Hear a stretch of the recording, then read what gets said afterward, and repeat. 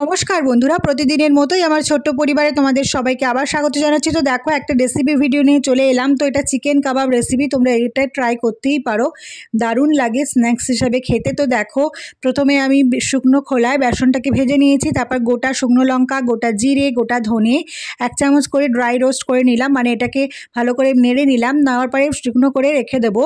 তারপরে কিছুক্ষণ পরে মিক্সারে পেস্ট করে নেব, শুকনো পেস্ট থাকবে। তো দেখো, তারপরে নিয়ে নিলাম একে একে চিকেন নিলাম, আর নিলাম পেঁয়াজ, আদা, রসুন, আর নিলাম একটা ব্রেড।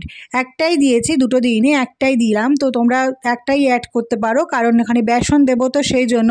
তারপর দেখো, যে গুঁড়ো করে রেখেছিলাম যে মশলাটা, ওটাও দিয়ে দেবো। ঠিক এই পর্যায়েই লবণটা দেবো, কারণ আগে লবণ দিলে জল গলবে, তো সেই জন্য। তারপর দেখো, এই ড্রাই রোস্ট করা বেসনটাকে দিয়ে দিলাম, দিয়ে কাবাবের মতো করে গড়ে নিয়েছি।